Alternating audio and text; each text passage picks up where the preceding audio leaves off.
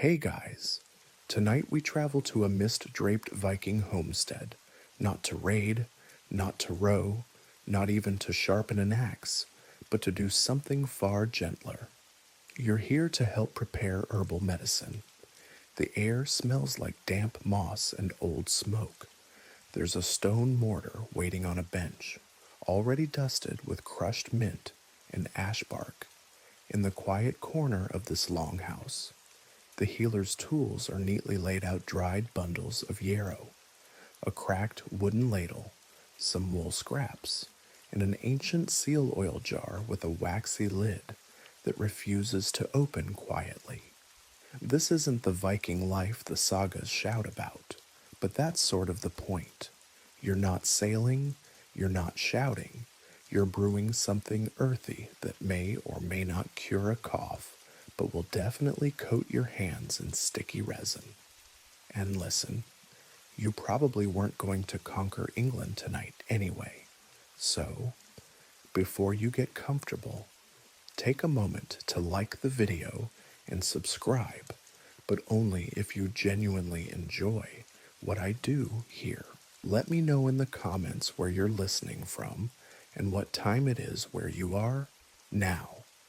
Dim the lights, maybe turn on a fan for that soft background hum, and let's ease into tonight's journey together. You walk across a floor layered in straw and flattened rushes, your breath forming little clouds in the morning air. The healer, an older woman named Asa, nods to you without speaking. Her long braids are tied back with a strip of frayed linen, and she motions toward the hearth, where the kettle simmers gently over coals. Before anything else, Asa likes to begin her day outside, in silence, so you follow, beyond the doorway. The earth is soft and damp. The sun hasn't quite broken through the mist curling off the fjord. A few chickens eye you lazily from their perch atop a half-rotted log. Asa's bare feet leave dark impressions in the moss as she moves toward a patch of wild-growing thyme and angelica. The dew glistens on every leaf, and when she bends to pick a sprig, she sniffs it with the seriousness of someone inspecting silver for forgeries. Vikings didn't just pillage and feast. They had routines. Routines like this: morning herb gathering in quiet gardens tucked between stone fences and sod roofs. Asa pulls up a handful of meadowsweet, and you notice her slip a little wooden marker into the soil. Some healers did label their herbs, usually in runes etched onto bark slats. Others trusted memory. Either way, the gardens weren't just functional, they were curated, shaped over years to grow what was needed most: feverfew for headaches, nettles for joints, and mugwort for dreams. You crush a bit of the meadowsweet between your fingers, and its almondy scent floats up warm and faintly bitter. That smell, it's due to salicylates, the same basic compounds that would much later give us aspirin. Of course, Asa doesn't call it that. She just knows it soothes when chewed and sharpens the edge off a fever. Historians still argue whether Viking healers were consciously tracking medicinal effects in a systematic way, or simply repeating what had worked often enough not to kill anyone. Honestly, it was probably both. You pass a moss-covered stone where Asa occasionally sharpens her knives, and beside it lies her gathering basket, woven from pine roots. She drops in a few more stalks of tansy, careful to avoid the leaves with insect bites. It's a small detail, but she swears it matters. Bitten leaves brew bitter. You nod, pretending you understand the logic. Meanwhile, a very opinionated goose honks from somewhere inside a barrel. The air smells of mint, morning smoke, and the faint brine of the nearby fjord.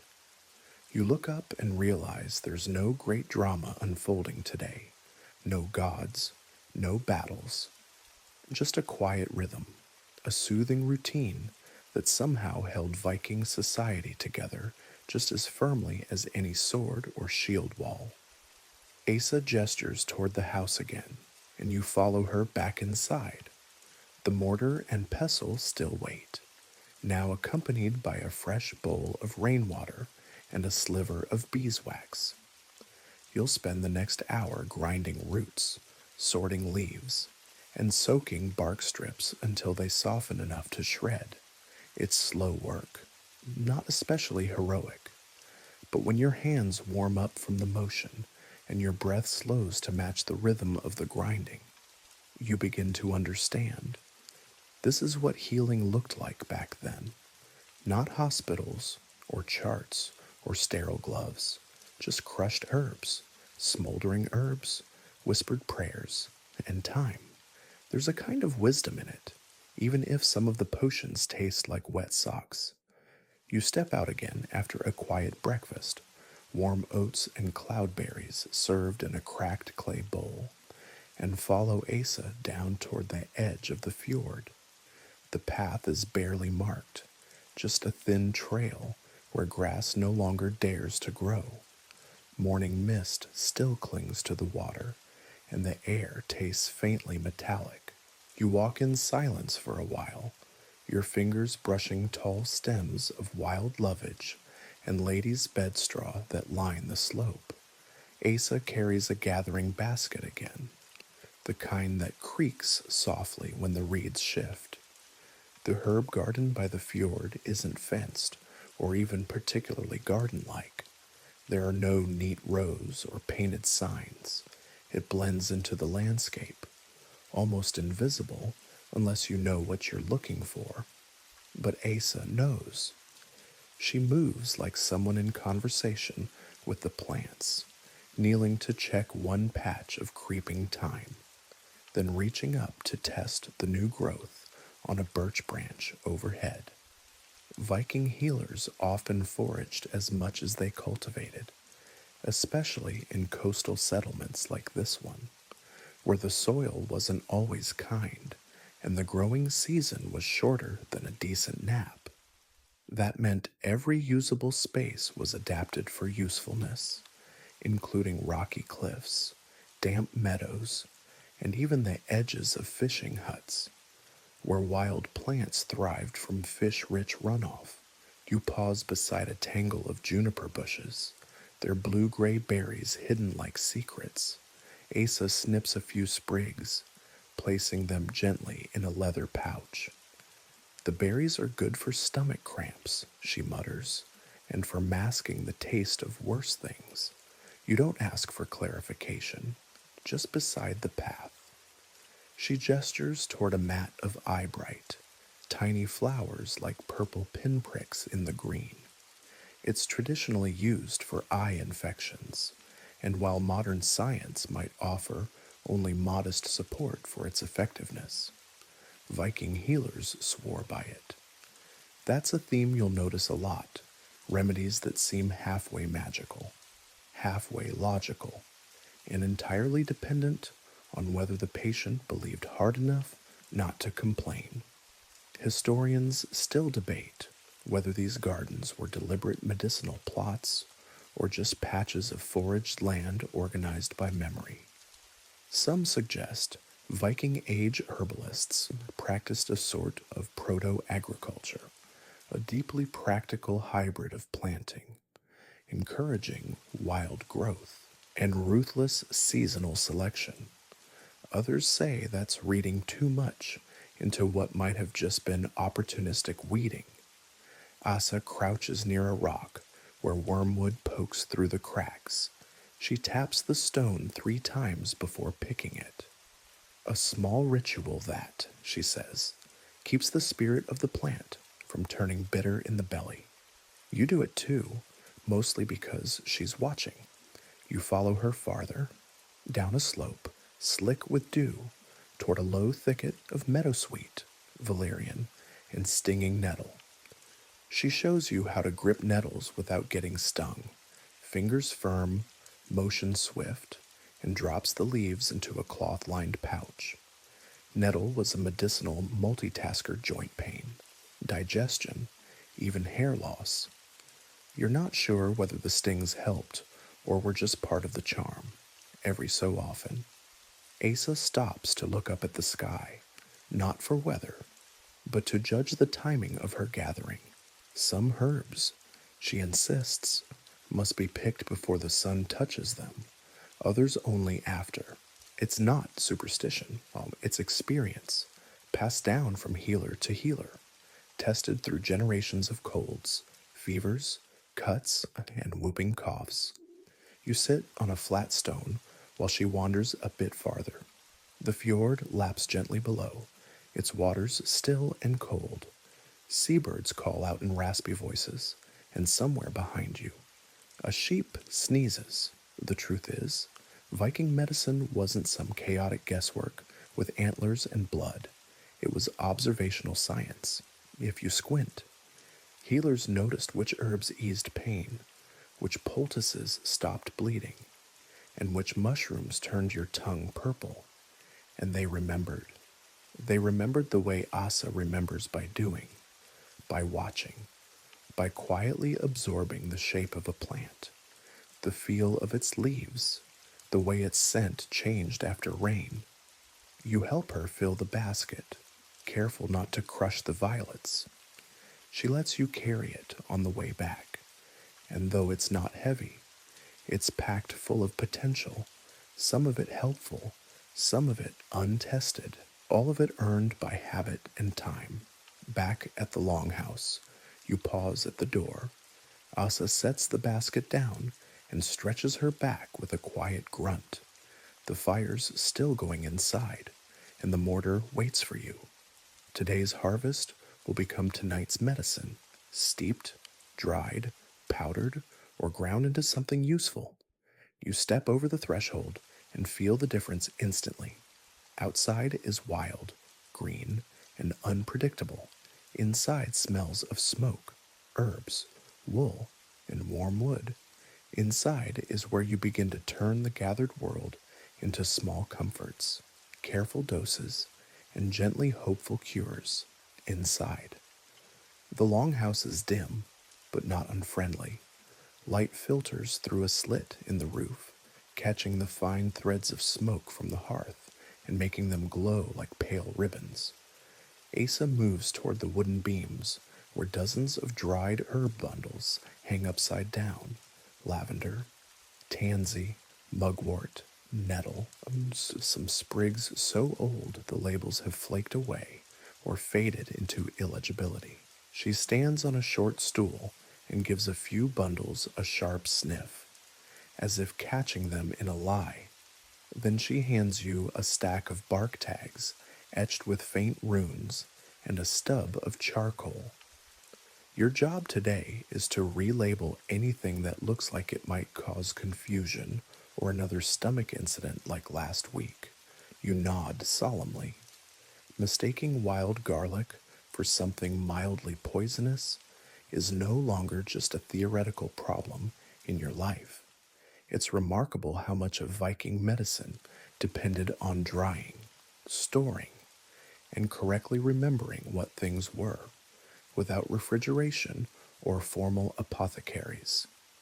Healers like Asa had to create a system of controlled chaos, where organization existed mostly inside the healer's head, and maybe on a few birch bark scrolls tucked beneath a rock. You reach up to touch a strand of dried yarrow, its stiff leaves brittle and sharp at the tips. Asa reminds you to check for insects hiding inside the flower heads. They like the same medicinal plants humans do. She once found a whole family of beetles living inside a bunch of dried elderflower, and they did not, apparently, improve the tea. Historians still argue whether Viking herb storage practices reflect deep pharmacological knowledge or were simply a series of rural habits that worked well enough. Were they rustic pharmacists or just really detail-oriented foragers? Honestly, a little of both. Some of these practices, drying herbs in smoky rafters, labeling with carved runes, rotating stock by season, aren't so different from what you'd see in later European apothecaries. You shuffle through the drying bundles. There's elecampane here, used for coughs and bug loss, which Asa claims settles stormy digestion. It smells like sun-warmed hay and wet rock. Nearby, you spot a crumpled bunch of woundwort tied with fishing twine and a tiny seashell. Asa explains that she ties the shell onto remedies meant for sailors, part ritual, part reminder. There's also a thick black resin oozing gently from a linen-wrapped ball tucked on a shelf. Asa unwraps it briefly to show you. It's spruce pitch, harvested in the spring and boiled down to a tar-like substance for treating wounds. You do not ask to smell it again. In one corner, you find a bundle of what looks suspiciously like dried seaweed. Asa confirms it's bladderwrack, sometimes used for skin irritations or, according to her grandmother, for making hair grow faster than a goat in spring. You find no immediate evidence to support this. The room smells of time, peat smoke, aged wool, and a faint note of something sour that might be fermented goose fat. That last one isn't labeled. You decide not to ask. You sit down cross-legged by a low table covered in bark slivers, small pots of rendered fat, and scraps of wool. Asa begins sorting the herbs by intended use, internal, external, absolutely don't put in your mouth under any circumstances, and you help her line them up in baskets. She explains how even minor differences in drying, too much smoke, too little air, drying in moonlight versus sunlight, can affect the result. You raise an eyebrow, she responds with a dry smile and says, if the salve itches, it was moon-dried nettle. You don't know if she's joking. You don't press. The labeling continues. You scratch crude runes into a new tag for a bunch of horehound. It's one of the most common Viking herbs for cough syrup, usually boiled with honey and strained through wool. You remember the last time you tasted it, like drinking tree bark through a sock. Effective, though. There's something deeply satisfying about this process, the slow work of sorting, the clatter of drying stalks, the smell of old leaves, and medicinal dreams. You feel time slide sideways a little, unspooling like dried flax fibers under a practiced hand. Nothing here is rushed, and yet everything matters, Asa often says. Hurry spoils the tongue, which you suspect is less metaphorical than it sounds. By the time you finish labeling, your fingers are stained with charcoal and sap. Asa gives you a small bowl of cool water and lets you wash your hands, then gestures toward the mortar and pestle again. Some of the labeled herbs will go in next, ground into powders, crushed into pastes, steeped into bitter teas. But that's for later. Right now, you lean back against the wall, listening to the faint crackle of the fire and watching as the herb bundles sway gently above you. It's peaceful, not quiet exactly, but filled with the kind of gentle sounds that only exist in rooms where time stretches, rooms where healing begins not with miracles, but with dry hands, sharp noses, and a lot of practical magic tied with twine. You're perched now beside the hearth as Asa pulls out something unusual from a carved wooden chest, a scroll, rough and papery, made from birch bark and curled at the edges like a dried leaf. It doesn't look like much. A few faint symbols etched in runes, some smudged sketches of plants, and one corner darkened with what might be soot, or an old remedy gone terribly wrong. This, she says, is one of the healer's books, but not every healer had one, and even fewer could read them easily. Viking herbal knowledge lived more often in mouths than in ink, passed down in chants, whispered warnings, and the kind of cryptic proverbs that sound like folk wisdom until someone loses a toe. Still, written records like these did exist, mostly bark slips or short vellum fragments stored away in herbal kits. Scholars still argue whether these documents were actual medical texts or more like mnemonic devices, meant to jog the memory of a healer who already knew what she was doing. Kind of like scribbling purple flower, Jigscher fever, next to a sketch of something suspiciously like broccoli.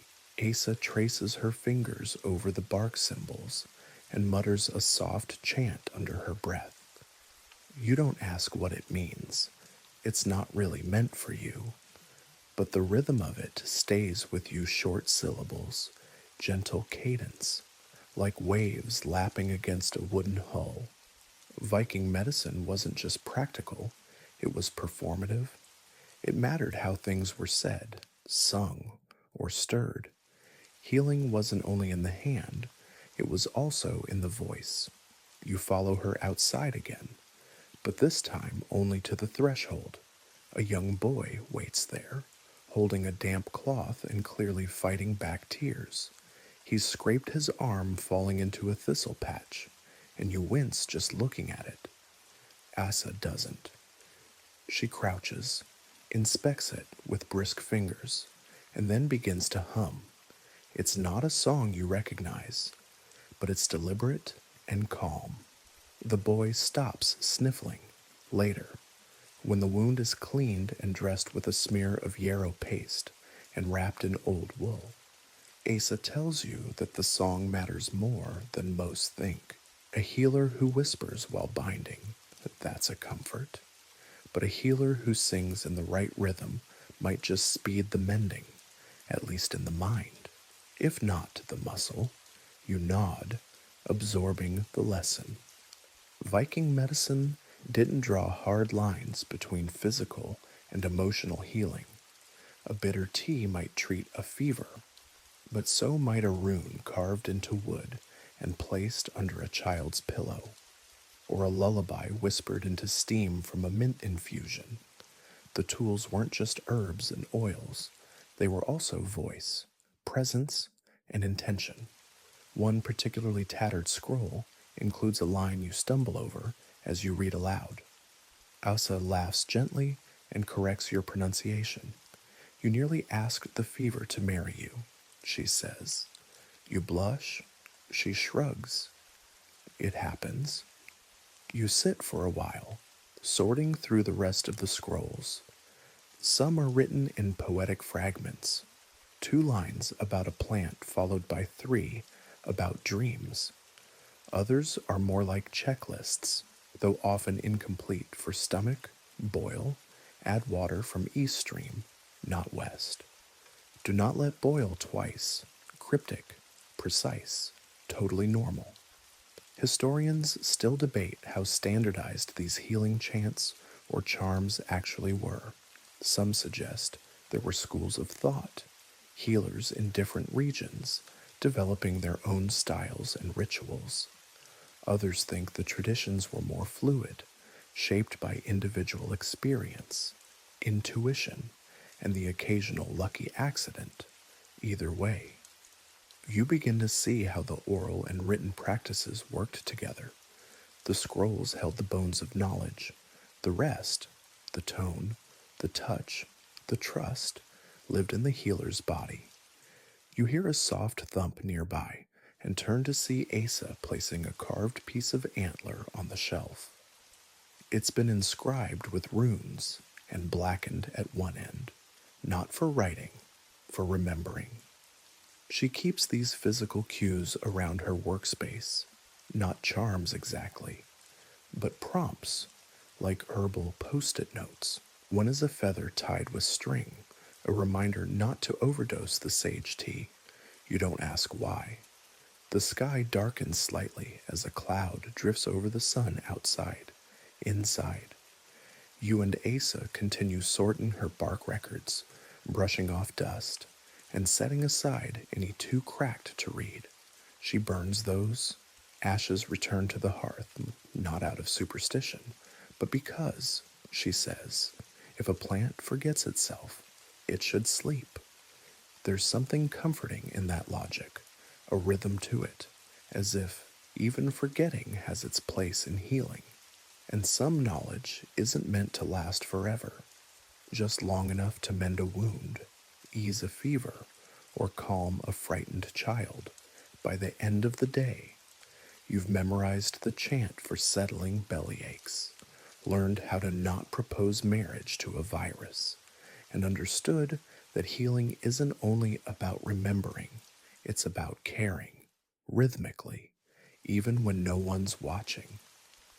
The next morning, after the mist has lifted and the fire's been coaxed back to life, Asa hands you a small sack filled with dried root pieces, wilted petals, and a handful of unidentified brown lumps that clink softly when they hit the bottom of the bowl. She calls it today's blend. You raise an eyebrow. She doesn't elaborate. Instead, she gestures toward the large bronze kettle near the hearth, where water has already begun to simmer. You know what comes next: brewing. If yesterday was all about collecting and remembering, today is about transformation, steeping bark until it weeps, coaxing petals into surrender, and hoping your mixture smells more like tea and less like something scraped off a shield after battle. You tip the contents into the hot water with something approaching reverence, and a sharp, earthy aroma rises instantly. It's not pleasant, not unpleasant either, just ancient, like damp forest floor and stubborn optimism. Decoctions were a cornerstone of Viking herbal medicine. Unlike gentle teas or cool compresses, decoctions demanded time, fire, and commitment. Roots were chopped or crushed, then simmered for long stretches, sometimes hours, to extract their strongest properties. Bark had to break down, resin had to melt. Sometimes a little animal fat was added to carry the medicine deeper into the body. Sometimes ale, because why not? You stir the pot gently with a stick carved in spirals, one end blackened from years of use. Asa watches closely, nodding as the steam curls upward. You resist the urge to sneeze. It smells like elderflower, ashwood, and possibly old socks. Historians still argue whether Viking healers understood the chemical changes happening in their decoctions.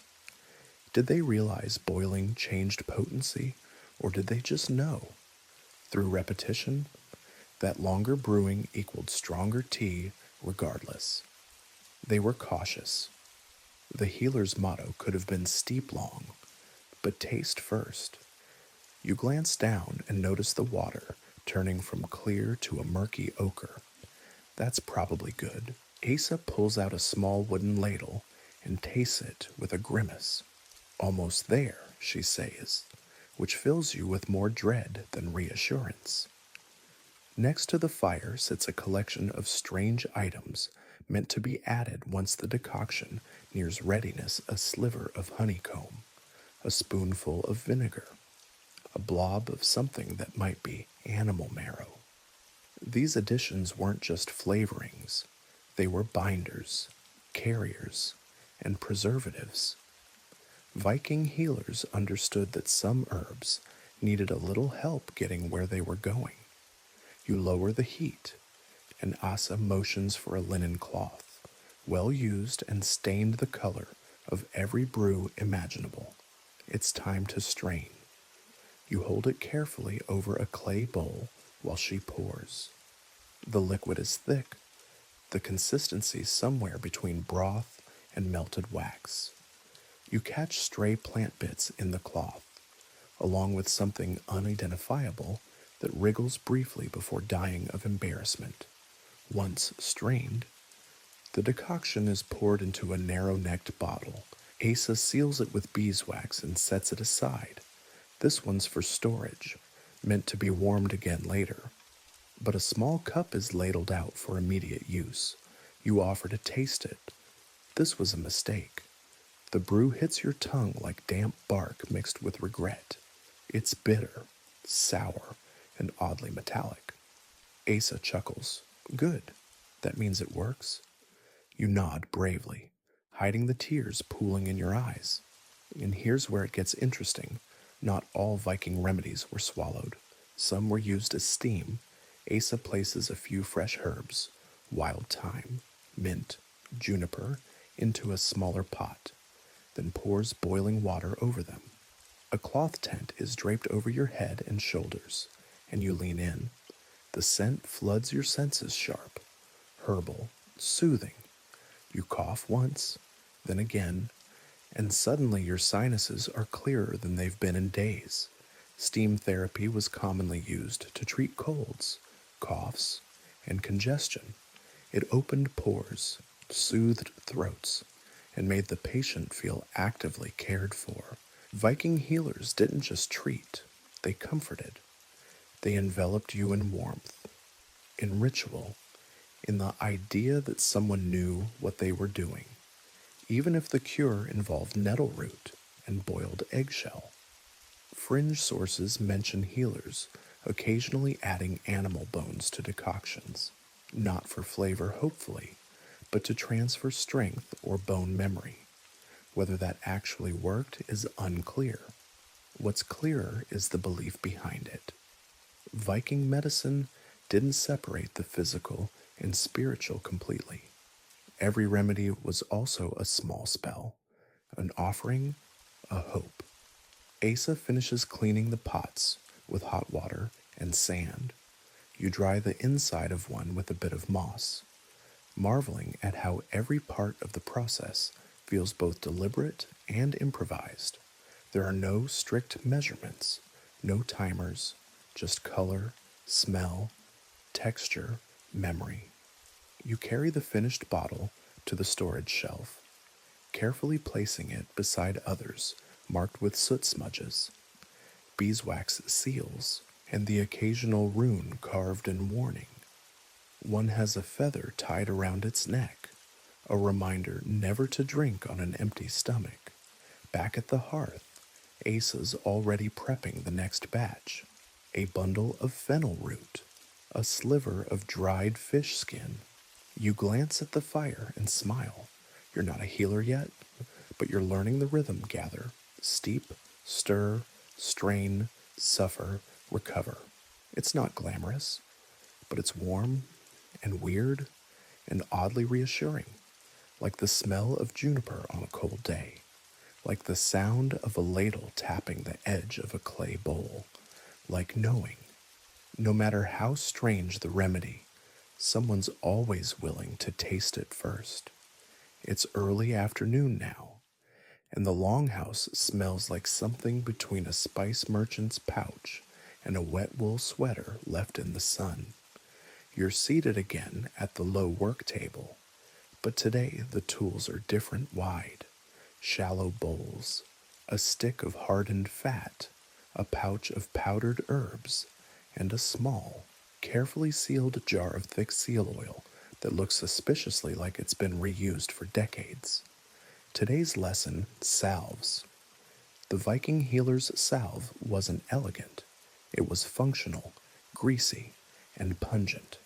It slid into wounds, clung to rashes, and stubbornly refused to wash off even after a full submersion in a fjord. Asa calls it medicine that stays where you put it. She says this proudly. You watch as she scoops a lump of tallow into a carved wooden bowl and places it near the hearth. It begins to melt slowly, releasing a meaty scent that does nothing to improve your appetite. Tallow, rendered from beef or mutton fat, was the base for many salves. In coastal villages, seal oil replaced it, fishy, strong, but nearly impossible to spoil, even in sea air. Sometimes both were used together. If the healer was feeling particularly unmerciful toward your nose, once the fat begins to glisten and melt. Asa adds in a pinch of dried comfrey and a splash of crushed calendula petals. The bowl hisses gently as the petals hit the surface. You lean in, fascinated. The mixture begins to swirl and darken, turning the color of overcooked porridge. You stir gently with a flat stick, making sure the herbs don't scorch. Historians still argue whether the choice of fat was purely practical, based on what was available, or if it carried ritual or symbolic significance. Some suggest animal fat represented bodily connection, warmth, and grounding, helping bind the healing properties of the herbs to the body. Others say it was just greasy and sticky, and that was good enough. As the salve thickens, Asa passes you a small container, a carved bone pot, still stained from past uses. You pour the mixture in carefully and leave it to cool. Asa checks the texture with a fingertip and gives a curt nod. Not bad for a first attempt, she says. You beam, even though your fingers now smell like a roasted ox foot dipped in daisies. The rest of the afternoon is dedicated to making variations. One for burns, using honey and a touch of vinegar. Another for sore joints, with juniper and nettle root. A third, and far less appealing one, includes crushed fish scales. Asa says it draws the heat out, though whether that's metaphorical or just a Viking way of saying you won't think about your pain because you'll be too focused on how awful this smells. You're not sure. She lets you experiment with a new salve, and you decide to be bold. You choose pine resin, yarrow, and a hint of mint. It smells sharp and clean, like walking through a forest after rain. Asa dips a fingertip into your creation, rubs it on her wrist, and nods once, impressed. This one's for stubborn wounds, she says, and stubborn people, jokes aside. Salves were serious business. Viking healers relied on them not just for healing cuts and scrapes, but also for treating infections, drawing out splinters, and easing skin irritations caused by lice, brambles, or poorly timed axe swings. You open one of the older jars on the shelf and are hit with the scent of old garlic and rancid butter. Asa winces. That one's from my aunt. She believed in strong medicine. She caps it quickly and mutters something that sounds suspiciously like an apology to the gods of hygiene. Not all salves were universal. Healers often tailored each blend to the patient, not just their symptoms, but their personality, their family, and even their dreams. Some salves were mixed during moonless nights. Others required 3 stirs clockwise, then 1 counter. You try not to ask too many questions. There's a fringe account from a later Icelandic manuscript describing a salve made with bear fat and dried henbane, used only on warriors who had been too near the dead. Whether this was literal or spiritual remains unclear, but the idea sticks with you that the salves weren't just for skin. They were for restoring a sense of safety, of distance from danger. Later, as you line up the pots to cool, Asa shows you how to seal them with wax. Press a sprig of the key herb on top and label it with a rune for protection. She holds one up to the light, a creamy, amber-colored paste with flecks of marigold, and smiles. This one saved 3 fingers last winter. You wonder how many remedies went unrecorded, how many fingers were lost before someone figured out the right mix, how much trial and error is hidden behind each confident dollop of goop. The sun begins to lower behind the ridge, and you sit quietly by the hearth, your hands greasy and herbal. You smell like medicine, Old medicine, the kind that doesn't apologize for being unpleasant as long as it gets the job done. Asa leans back, stretching her arms. Tomorrow, she says, we do poultices. You groan softly, she grins. Don't worry, she adds. They're even messier. The next morning begins with a sheep sneezing on your boot and Asa thrusting a cloth bundle into your arms. Poultices today, she says, cheerful in the way only someone who enjoys applying wet moss to other people's injuries can be.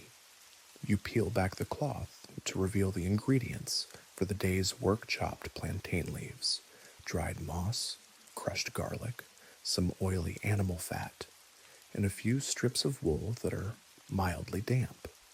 The wool, she explains, is for wrapping, the moss is for drawing, and the garlic is for making everything smell like determination. Poultices were the Viking equivalent of topical miracles, or at least damp hope. They were soft masses of plants, fat, flour, or anything else sticky, heated gently and then slapped directly onto wounds, boils, bruises, and various unmentionables. Think of them as old-timey Band-Aids. If your Band-Aids could grow mold and smell like roasted root cellar, you start by mashing the ingredients together in a low bowl. The plantain and moss turn dark green when you press them with the pestle. Asa adds a drop of honey for stickiness and sweetness, and a splash of ale, not to drink. Unfortunately, Ale was often included in poultices to help with absorption, though some say it just made people less inclined to complain. Historians still argue whether these poultices had scientifically measurable effects or worked mainly through warmth and suggestion. Modern studies support some ingredients. Plantain, garlic, and yarrow have mild antibacterial properties, but it's hard to replicate a poultice brewed in a smoky longhouse by someone humming to the gods. Asa has you warm the mixture slightly by the fire, then test it on the back of your hand. It's sticky, pungent, and warm, not unpleasant, but definitely assertive. She nods. Good enough for a bruise, a boil, or an insult to the gods. She points to a wooden mannequin used for practice, one arm missing, the other wrapped in layers of cloth. You place your first poultice gently on its shoulder and tie it in place with one of the wool strips. The wool comes from the belly of a sheep that looked at you sideways yesterday, and the smell lingers faintly. Still, the wrap holds firm. You try another mixture: mustard seeds, dried nettles, and a handful of damp oats. Asa calls it the sting and soothe. She claims it draws out the bad blood. You wonder if she means that metaphorically, or if she's seen it happen literally. Either way, it smells like breakfast for someone you don't trust. Another poultice contains crushed bark, soot, and egg yolk for boils, she says. You ask if it works. Not for the boil, she says, but it gives the patient something else to worry about. You begin to understand that half the art of healing is about distraction. You spend the rest of the morning wrapping a variety of poultices in wool, flax, or linen. The flax bandages feel cleanest. The linen smells faintly of smoke and herbs. The wool is the warmest, but also the most likely to cause mild identity crises in your nose. Viking healers like Asa used poultices often, especially in places where salves wouldn't stay, or where the skin needed both warmth and medicine. Swollen joints, infected scrapes, bruises from falling off carts, or fighting over who gets the last herring. These were everyday injuries, and poultices were the everyday answer. In some fringe traditions, healers added symbolic items to poultices a strand of the patient's hair, a flake of rust from the weapon that caused the wound, or even a coin to bribe the illness out. Whether these worked is, again, a matter of generous imagination and limited options. By afternoon, your hands are coated in paste, your sleeves smell like feet, and Asa is grinning. Now we test them, she says, handing you a bundle of damp linen. You raise an eyebrow, on what she points to her own ankle. Apparently, she twisted it yesterday chasing a goat. You hadn't asked because she limps so gracefully. You kneel beside her and gently apply the nettle oat mixture. She winces once, then sighs. Good warmth, she says. Terrible smell. You take that as a victory. The rest of the poultices are placed in a shallow basket and covered with cloth. They'll be kept warm near the hearth, ready to be applied to the next patient. Asa explains that while they don't last long, most go sour by morning, they're easy to remake and forgiving in their ratios. It's not baking, she says. It's swampy guessing. Before dinner, you clean the tools with hot water and pine ash. Your hands are soft from all the herbs, and you accidentally taste garlic every time you rub your nose. Asa pats your shoulder. You're learning, she says. Tomorrow, we carve charms. You nod, already dreading what else will involve sheep byproducts. But as the evening settles in, and the firelight flickers on the clay pots and wool-wrapped bundles, you feel proud. You've wrapped something warm, healing, and strange. You've made medicine the Viking way by hand, by feel, and by smell, mostly smell. Morning brings fogs, and with it, the faint sound of waves slapping against the fjord. Asa stands outside the longhouse, sharpening a small knife on a stone, a bundle of yarrow clutched in her other hand. Today, she says, you'll carve runes, not just for fun, not for decoration, for healing. She passes you a small, split branch of ash wood and gestures to sit beside her. The carving knife is simple but sharp. You're to etch a healing charm, one she recites aloud in a low tone, each word carefully spaced like footfalls in deep snow. To a modern eye, this might seem theatrical, decorative, but in Viking medicine, runes were believed to carry power, not just symbolic strength, but real, shape-shifting potential, carving the right symbol into wood, bone, or even the herb itself was a form of action, a command, a spell pretending to be a remedy. You begin to carve. The rune for protection goes first, then one for strength, then one you're told not to question. Asa winks, which only increases your sense of confusion. The finished stick is to be placed inside the patient's bedding or boiled gently with herbs. You look skeptical. She just shrugs. It works if you don't laugh. This isn't superstition in the dismissive sense. It's a system, layered, codified, and handed down with care. Asa explains that the boundary between medicine and magic was porous, like a mossy path winding between two forests. Herbalists, seers, and spiritual guides often overlapped. To heal the body without acknowledging the spirit would have seemed incomplete. Historians still argue whether Viking rune healing was practiced widely or only in fringe groups. Some claim it was reserved for severe cases, when physical remedies had failed, and only the symbolic remained. Others suggest it was woven into everyday care, a quiet insurance policy carved into driftwood and slipped beneath pillows. Asa pulls out a dried sprig of yarrow and shows you the tiny notch marks on the stem. We carve these before drying, she says, to remind the plant what it's for, whether she means that seriously or not. You can't say. Next. You're given a scrap of leather and asked to burn a healing rune into it with a smoldering stick. The smell is intense, part flesh, part memory. Asa nods approvingly. Good for tying around ankles, wrists, or goats that keep getting into the cabbage. You laugh, but she's not joking.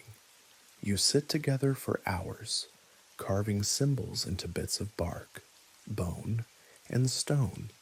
Each material carries different meanings: bone for deep wounds, wood for endurance, stone for chronic conditions that wear away at the will. The runes themselves are minimalist, jagged lines and crosses, but they carry weight, they carry intention. Later, she shows you an old pouch filled with carved charms. One is tied with horsehair, another smells of frankincense, likely traded from far to the south. Some have faint bloodstains. You ask, cautiously, if they're 4 battle wounds. She shakes her head. Childbirth. You hold the charm more carefully. You carve your own, now 3 linked runes on a driftwood coin, the last one your own clumsy invention. Asa raises an eyebrow but doesn't object. New healers get 1 free rune, she says. Sometimes they even work. The sun moves behind the clouds, and a breeze drifts in through the open door. Asa begins chanting again, this time while sorting a bundle of sage and thyme. The chant is soft, rhythmic, and strangely calming. You find yourself humming along without knowing the words. That's another part of this day's lesson, how sound plays into healing. Not just songs, but vibration, repetition, pattern. She tells you of healers who tapped stones in specific sequences to ease fevers, or knocked on door frames to draw illness away from the bed. You nod slowly, the logic sinking in like warmth. The body responds to rhythm, whether it's heartbeat, breath, or the predictable scratch of a rune being carved. It leans into pattern, and pattern, after all, is the root of comfort. Some fringe sources mention healers painting runes on the skin with berry juice or animal blood, temporary inscriptions meant to remind the body of its purpose. Asa doesn't do that, but she doesn't scoff at it either. Not all cures are meant to last, she says. Some only need to get you through the night, by dusk. Your hands are stained with charcoal and berry, your pockets filled with crude charms. You've carved symbols into bark, tied twine around bundles of herbs, and accidentally sat on a carved bone meant for someone's sprained elbow. As you sit by the fire, Isa places your driftwood rune on the mantle. That one's for the house, she says.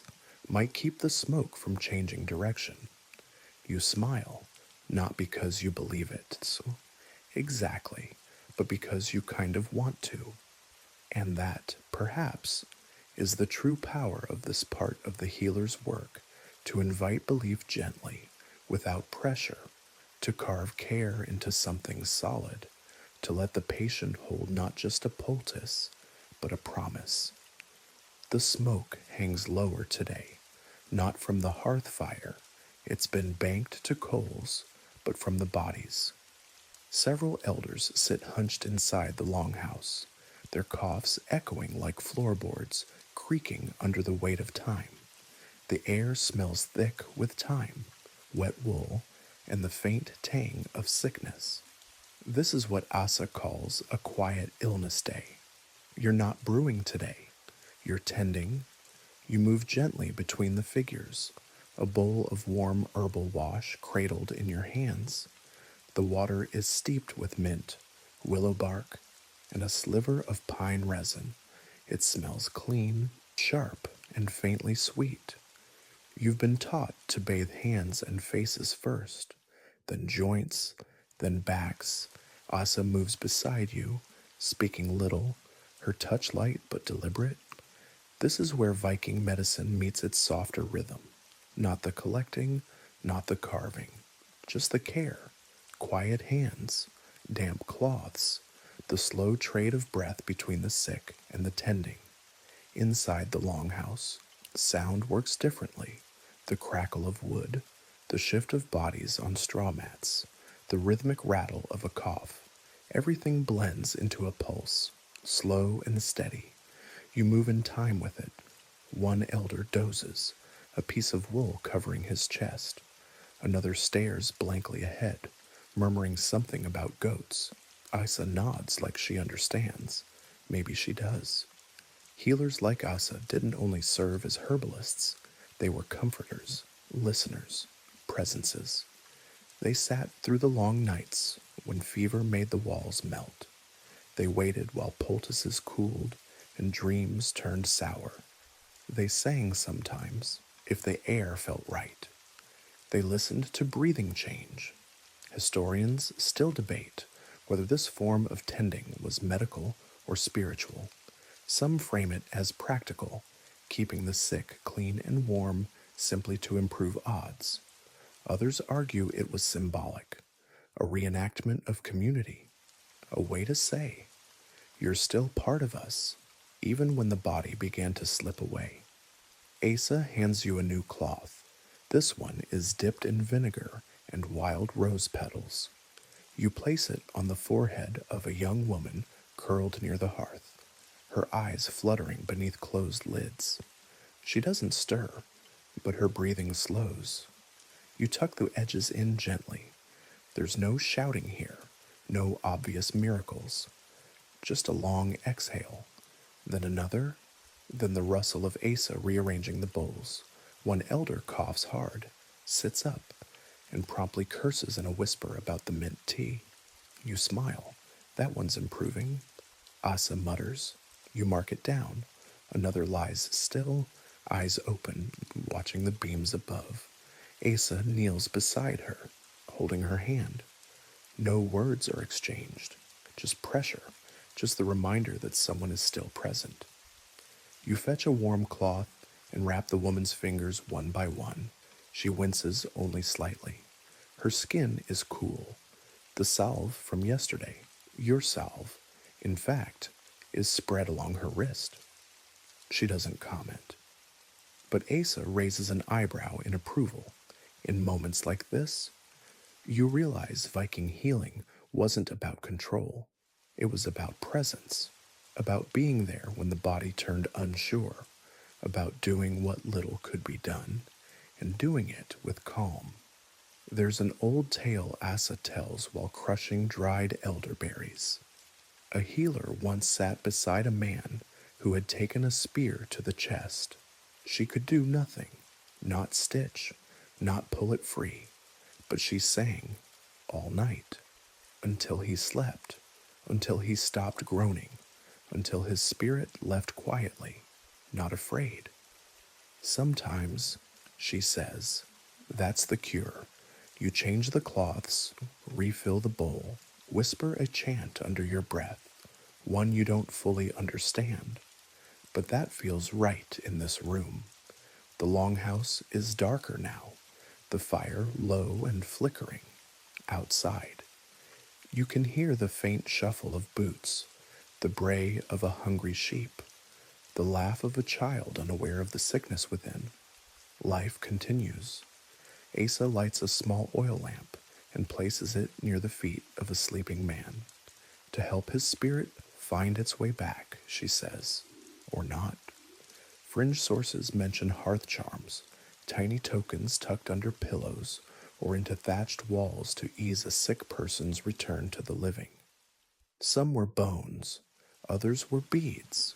One was a carved fish meant to carry fever into the sea. You've seen that one tied to the rafters. It's charred black. You wrap one final set of hands, an old woman who hasn't spoken all day. Her skin is paper.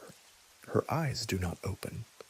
Asa brushes the woman's hair with her fingers, slowly, carefully. Then she nods for you to sit. You do. You don't speak.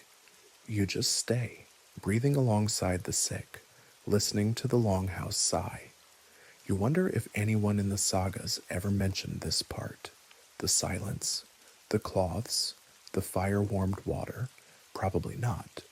But it was here, always. At the heart of Viking healing wasn't just the herb, it was the hand, late that night. After the last of the coughs fade into soft wheezing, you and Asa sit by the hearth in silence, sipping warm nettle tea thickened with honey and ginger. Your shoulders ache, your hands smell like moss and marrow, and you have flecks of dried yarrow stuck under your fingernails.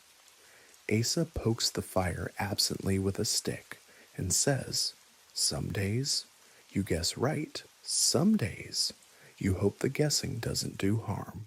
You nod. Then she tells you what you'll do tomorrow.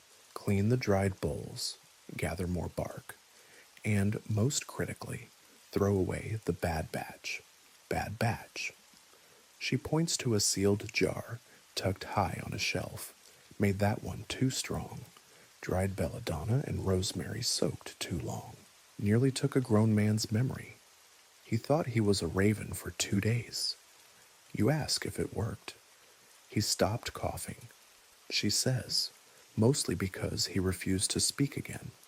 You make a note to never try that blend. The truth is, Viking medicine wasn't always precise. In fact, it was frequently dangerous.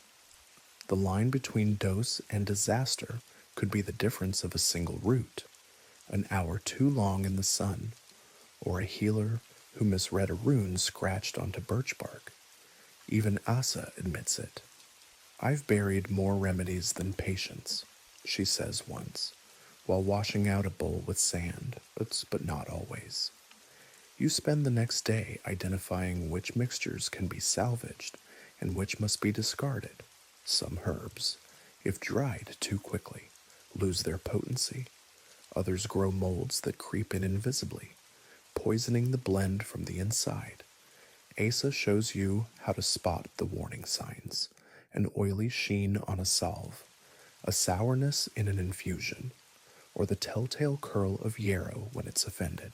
You pry open a corked bottle with a dagger and instantly recoil.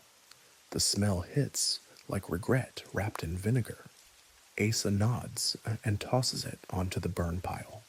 Historians still argue whether Viking healers had any formal system of testing their concoctions. Some say trial and error was the only method.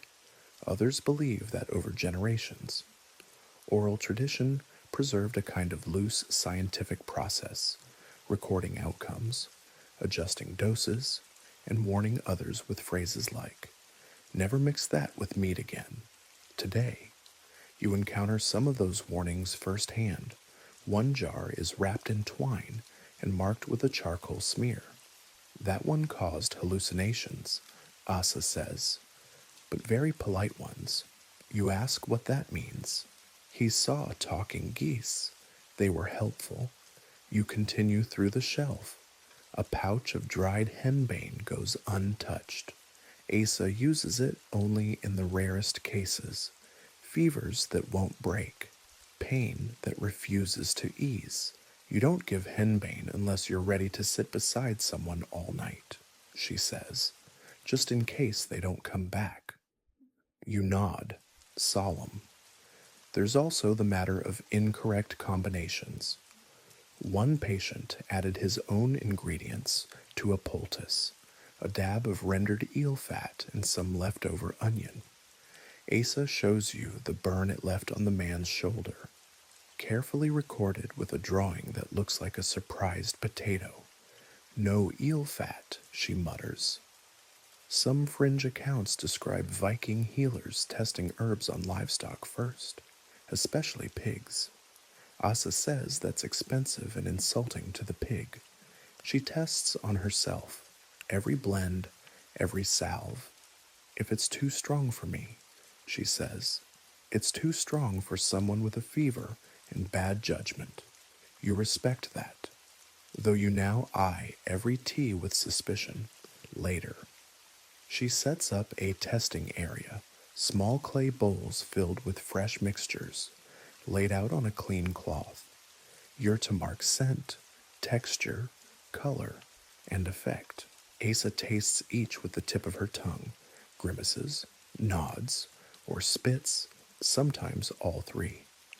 You're allowed to test the gentler blends, nettles as lavender, a fennel root paste that tastes oddly like licorice gone wrong. You record notes using symbols: a dot for safe, a line for too strong, a zigzag for will probably attract bees. Asa approves your system. This process, methodical, careful, occasionally interrupted by sneezing, is humbling. For every celebrated remedy, there are 5 forgotten failures. For every successful healing, there's a batch gone wrong, a tea too bitter to keep down, or a wound that closed too slowly. But the mistakes mattered. Each one made the next remedy stronger, or at least safer. By evening, you've compiled a whole basket of failed blends to be buried, burned, or thrown into the sea. Asa prefers burial. Return them to the earth, she says. Let the ground decide if they're forgiven. You dig the hole yourself behind the herb garden. It's shallow but neat.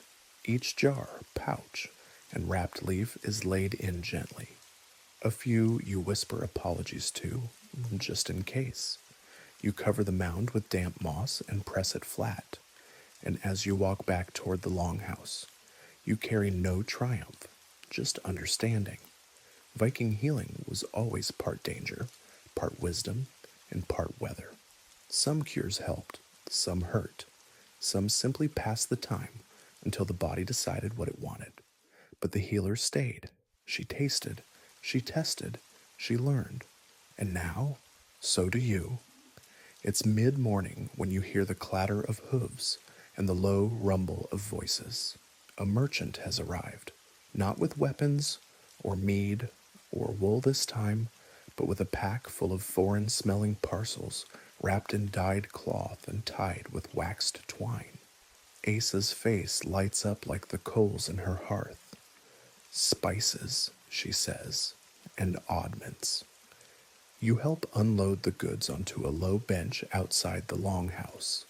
There's dried ginger root, rough and knobbly, frankincense and pebble-like tears, a pouch of ground cinnamon that smells like ambition and mischief. Asa opens each parcel carefully, her fingers reverent. This is treasure to Viking healers. These imported spices weren't luxuries. They were medicinal marvels. Ginger for digestion, cinnamon to warm the blood, frankincense for chest ailments, and if you believe some, banishing sorrow. Each one had a use, and most had a price higher than iron. You sit beside Asa as she begins to sort them. These came by ship, she explains, through rivers, past cities we'll never see, and yet, here they are, in a windswept village where sheep still outnumber humans, sitting beside a fire built from driftwood and patience. Historians still debate the scale of Viking medicinal imports. Some argue that only the wealthiest households saw spices this rare.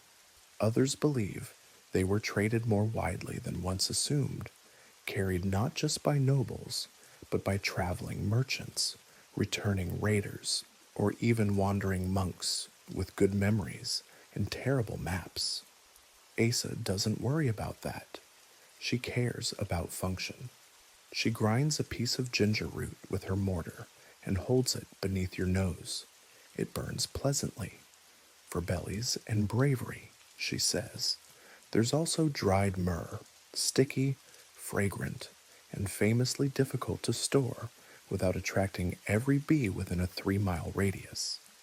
Asa stores it in a box sealed with pine resin. If you treat chest pain with this, she tells you, make sure your patient isn't allergic to bees. You make a note. Later, she pulls out a packet of turmeric, newly arrived and vibrantly orange. This one stains everything, she warns. Clothes, wood, children's foreheads, but she loves it anyway. She mixes a small pinch with animal fat and a touch of vinegar, making a paste for joint swelling. You smear some on your wrist.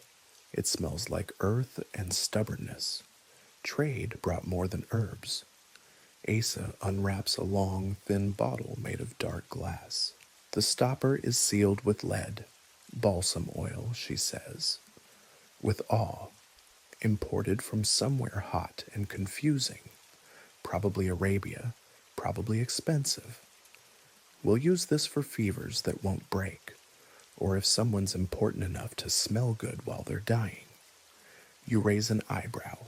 She doesn't clarify. Some fringe sources describe Viking healers experimenting with foreign powders and oils in ways that went poorly. One recipe combined turmeric, vinegar, and dried fish scales to treat hair loss. Asa says the hair never came back, but the color was memorable. The merchant also brings knowledge. He speaks of faraway healers who boil bark in wine, wrap wounds in linen soaked with garlic milk, or burn bitter leaves to treat spiritual disease. Asa listens without judgment.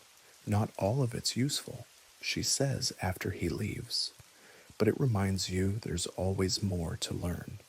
You help her mix a new blend, imported cinnamon, dried juniper, and a sliver of local sage. It smells like a festival. She labels it with a runed tag and stores it in the high shelf. For coughs, she says, and grief. You ask if grief really needs medicine. Asa replies, more than most things. By late afternoon, the longhouse smells like a spice market that got lost in a pine forest. You wrap small parcels of the new herbs for safekeeping, pressing each flat and tying it shut with waxed thread. Asa marks the shelf with a charcoal X. Don't touch these unless you're sure, she warns, or unless I'm watching. Trade didn't just expand the healer's toolkit, it expanded the imagination. Foreign ingredients allowed Viking medicine to adapt, to blend the old with the strange, the tested with the newly promising. It reminded you that even on the edge of the known world, healing wasn't a closed circle, it was a widening spiral. And tonight, as you sip tea spiced with cinnamon and nettle, you feel it, the warmth of something far traveled, the comfort of something local, in your hands. The two mingle. Viking medicine, ever practical, had room for both. The longhouse is quieter this morning, not because there's less to do, never that, but because the rhythm has shifted. Asa is waiting by the hearth with 2 carved spoons, 2 cups of bitter tea, and a question. Do you know who teaches the healer? You hesitate. Asa answers for you. Everyone, she says, but mostly the ones who can't afford to be wrong. Today, she's teaching an apprentice. Her name is Liv, and she's about your age, sharp-eyed, missing part of one eyebrow bee incident. You're told, and already muttering the wrong chant under her breath as she stirs the wrong root into the wrong bowl. Asa watches her for a moment, sighs, and lets it happen. This, it seems, is part of the learning. You join them at the work table, which is now cluttered with bundles of herbs, pots of fat, slivers of wood, and a mortar full of something black and sticky that you pray is medicinal. Liv scowls at it like it's insulted her ancestors. Training a healer in Viking society wasn't a formal process. There were no written exams, no certificates. Knowledge passed from hands to hands, from lips to ears, through hours of watching, failing, asking, and occasionally bleeding. Apprentices didn't memorize lists. They made the lists by making mistakes. You watch as Asa calmly corrects Liv's proportions. Too much nettle, she says. You'll burn the skin off someone's leg. Liv groans, grabs a cloth, and starts over. You help her measure out the dried feverfew properly this time. You remember getting it wrong once yourself. Asa didn't say anything then either, only handed you the clean bowl again. Historians still argue whether healing roles in Viking society followed strict gender lines. Some evidence points to a female dominated tradition, especially in rural settings where midwifery and herbal care were closely linked. Other sources suggest that male healers existed too, especially among warriors, where knowledge of battlefield remedies was prized. Asa doesn't care if you've got hands and you're willing to learn, she says. You're welcome by my fire. You suspect that wasn't always the case everywhere, but here, in this longhouse, tradition bends to need. Liv wraps a poultice, ties it tightly with wool, then holds it up for inspection. It drips slightly. Close enough, Asa says. At least it won't slither off. You work side by side now, preparing small doses of fever tea, salves for joints, and dried moss pads for minor cuts. Asa hums as she packs some of the remedies into a leather pouch. For travelers, she says, they don't know how to ask, but they always need something. Liv asks if she'll get her own pouch soon. Asa looks at her seriously. You'll get one when you stop mixing mugwort and marshwort. Liv nods. Embarrassed but determined, you smile. You've been there. There's also a moment when Asa pulls out the birch bark scrolls again and asks Liv to recite a chant. She stumbles, reverses 2 lines, then finishes with a triumphant flourish. Asa raises one eyebrow. Congratulations, you just healed a goat's spleen. You both laugh, and Liv starts again. Later, Asa lets Liv prepare a salve solo. It's not terrible. It's also not great. Asa dips her finger into it and tests it on the back of her hand. Feels like you tried to cure a bruise with porridge, she says. But porridge with potential. Not every apprentice made it. Asa tells you of a boy named Torsten who once tried to dry yarrow by hanging it over a fire. It caught flame. The smoke cured nothing but his eyebrows. Another fled after a week, overwhelmed by the smell, the silence, and the weight of tending the dying. It wasn't for everyone. Fringe accounts mention healer apprentices assigned in childhood, chosen for their quietness, their memory, or even their dreams. Some claimed children who dreamt of birds or bones were marked for the craft. Asa doesn't buy it. Most kids dream of nonsense, she says. It's the ones who ask the same question 5 times that make good healers. As the sun begins to dip, Liv prepares her final poultice of the day. This one is for a neighbor with a swollen ankle. Asa watches her pack it neatly, then hands her the delivery pouch. Take it over, she says. Don't explain too much. Just place it, press it, say rest, then leave. Liv hesitates. Asa adds, if they ask for more, say you'll return with something bitter. Liv grins and disappears out the door. You and Asa sit again in silence. She looks at the empty bowls and full shelves. The work doesn't stop, she says. But sometimes, you get help. She hands you a new knife, small, bone-handled, sharp, yours to use, yours to pass on someday. You hold it with a quiet sense of weight, not ownership, not pride or responsibility. The fire pops outside. Liv is already explaining too much. You smile. She'll learn. It's raining the next morning, slow, steady drops tapping against the sod roof like someone drumming on a wet drum made of patience. Inside, the longhouse is cozy, dim, and filled with a smell you can't quite identify. Asa hands you a pouch, heavy and squishy, and says, "Today we get strange." You open it cautiously. Inside is a desiccated reindeer antler, a scrap of dried fish skin, and what appears to be a blob of fermented something. Possibly herring, possibly regret. Asa beams. Animal-based cures, she says. A whole world of weird. You've been warned. Viking medicine wasn't limited to plants. In fact, some of the more eyebrow-raising remedies involved animal parts. Blood, fat, bones, even dung. Some were practical. Some were enthusiastic guesses. All were used with the same seriousness as any tea or poultice. You start with the antler. Asa shows you how to grind it into a powder using a rough stone. It takes forever. You lose feeling in your arms twice, but the resulting powder smells faintly of dust and tundra.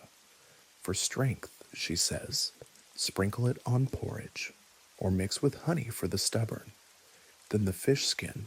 It's been sun-dried, stretched, and scraped of scales. Asa cuts it into strips and boils it gently in water steeped with thyme. The resulting broth is cloudy and smells marine. It's meant for coughs, or possibly for driving away neighbors. Historians still argue whether these animal-based remedies were rooted in observed effects or ritual thinking.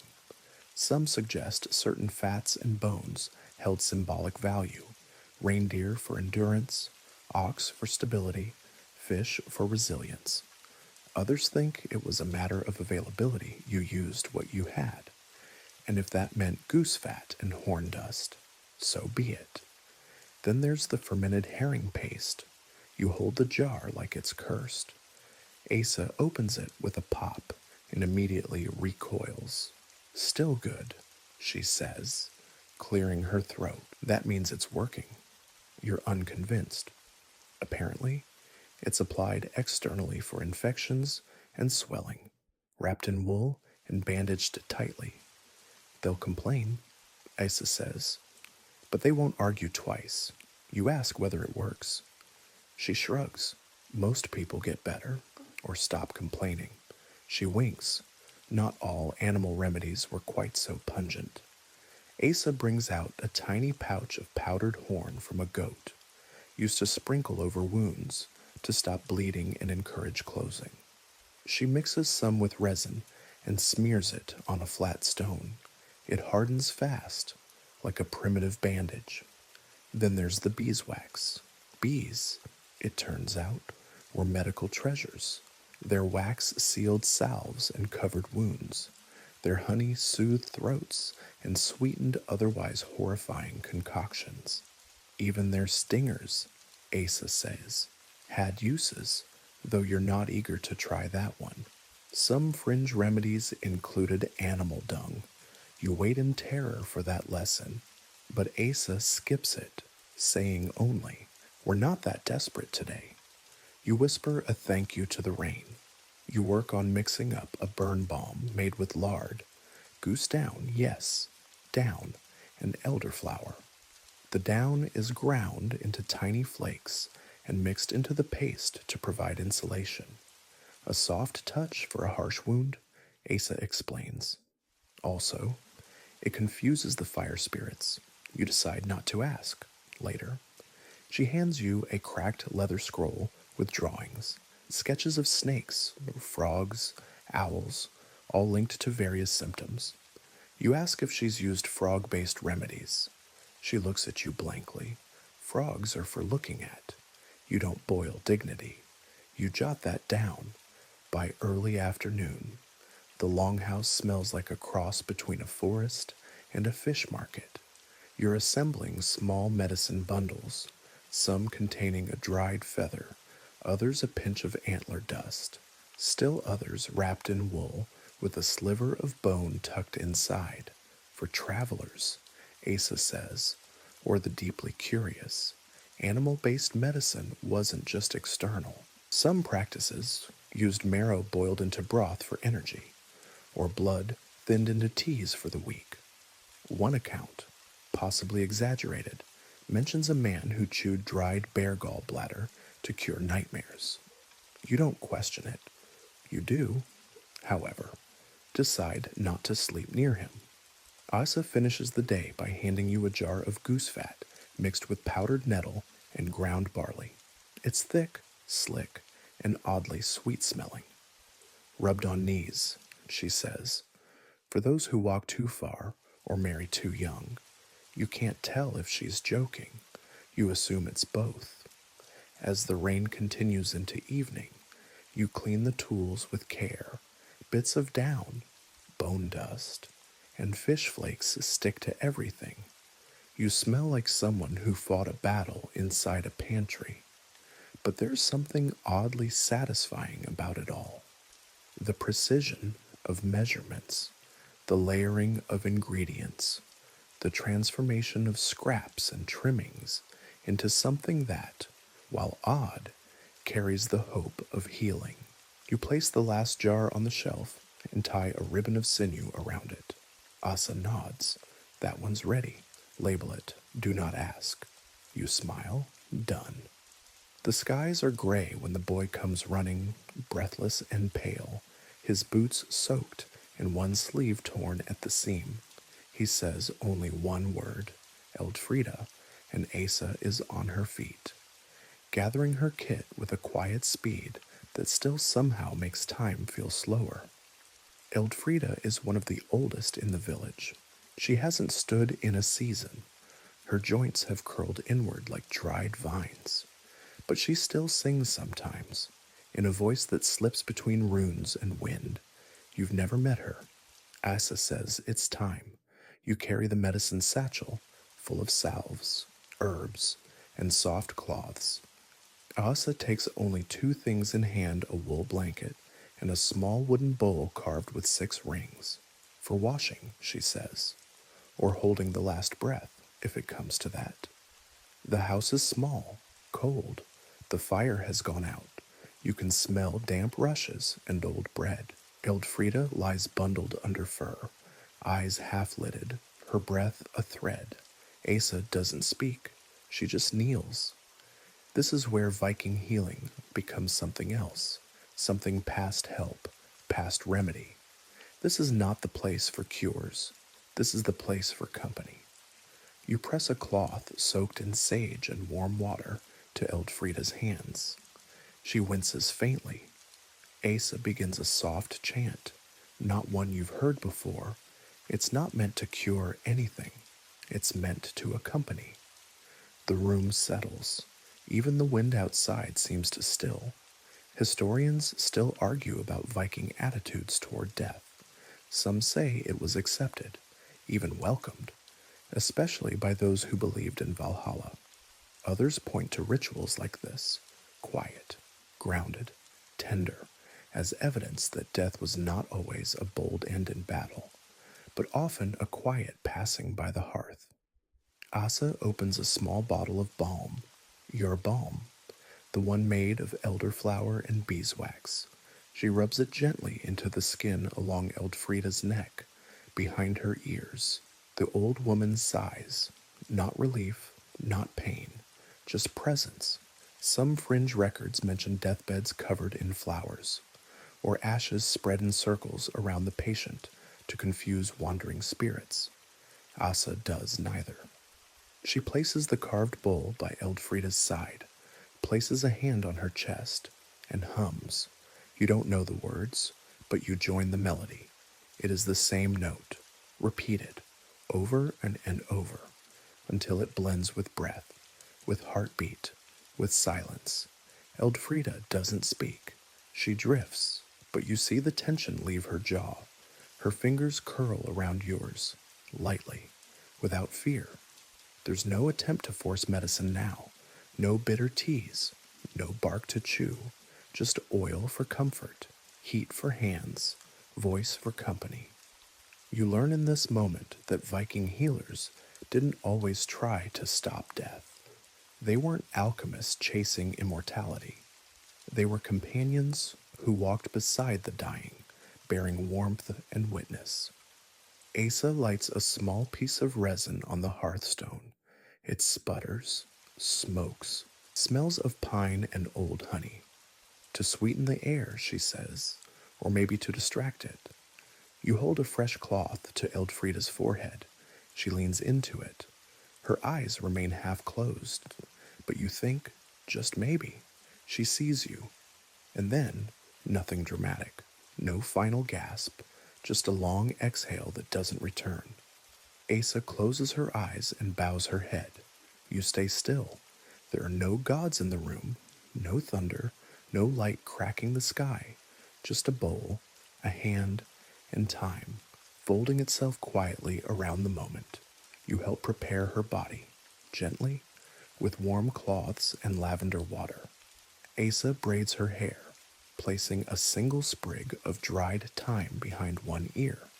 Not for ritual, she says, just because Eldfrida always liked the smell. You carry the bowl outside and pour its contents into the soil near the herb garden, not because it's required, because it feels right.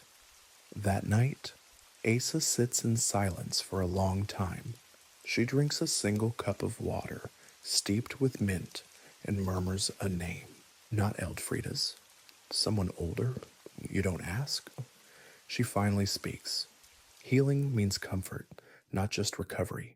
If they go softly, you've done your work. You nod. You think about how many healers in Viking history did the same thing, unrecorded, unnamed, unpraised, not warriors, not midwives, just quiet people who stayed until the breath was done. And you know now that, too, is medicine. The wind has shifted, not in a dramatic way, no storm, no thunderclap, but in that subtle way you feel in your bones before you even see the sky change. Asa is packing a satchel again, but not for the garden, or the longhouse, or even for Eldfrida's quiet corner. She's packing for travel. A group of villagers is heading out tomorrow, fishermen and traders mostly, hoping to reach a market 2 days' journey down the coast. And they've asked Asa to come, not for sales, for safety. Healers didn't stay put in Viking society. Some were tethered to one village for life. Others drifted like seed in the wind, moving between settlements, ships, and storms. Asa, it seems, was the second kind. She's gone with raiding parties and sailed with merchants. Once, she says, she crossed half the inland sea with a band of skalds who couldn't agree on a single chord. You're helping her prepare her traveling kit now, and everything has to fit dried herbs, ground powders, beeswax wraps, bone tools, rune-carved charms, bandages, teas, and 2 tiny bottles marked with soot lines, one for fever, one for fear. She works with quiet precision. Each pouch is lined in wool, each bottle corked with care. She adds 2 new bundles of yarrow and thyme, wraps them in waxed cloth, then slides in a flint striker and a twist of linen soaked in pitch. In case it rains, she mutters. You ask if she always carries this much. She chuckles. Depends on who I'm traveling with. More warriors, more bandages. You pack dried nettle, comfrey, and ginger into separate waxed packets. Asa slides in a folded cloth soaked in vinegar and thyme for shipsick bellies, she says. Historians still argue whether Viking healers joined expeditions often or stayed behind as village anchors. There's evidence for both. Some sagas describe women healers calming warriors before battle, applying salves on ships, or whispering charms into water before dangerous crossings. Others mention lone practitioners, waiting at home, tending the young and old. But Asa, she believes medicine should travel. She places her tools in a wooden box that latches with carved bone hooks. There's a knife wrapped in leather, a rune stone for luck, and a tin of pungent salve she swears prevents infection, if not friendship. You glance at your own bundle. Asa hands you a smaller satchel. Pack your own, she says. Everyone should be able to carry their care. You include a small jar of seal oil balm, a packet of dried mint and lavender, your bone-handled carving knife, and a tightly folded strip of linen etched with the rune for patience. You hesitate. Then you add your first carved charm, the one Asa had placed on the mantel. For smoke, you say. She nods. Some fringe accounts mention that Viking healers would often exchange remedies on the road, trading nettle paste for saffron dust or a chant for a rare dried root. Asa tells you she once swapped a singing stone for a tiny bundle of cloves, which she chewed too quickly and regretted instantly. There's more to this than medicine. There's trust.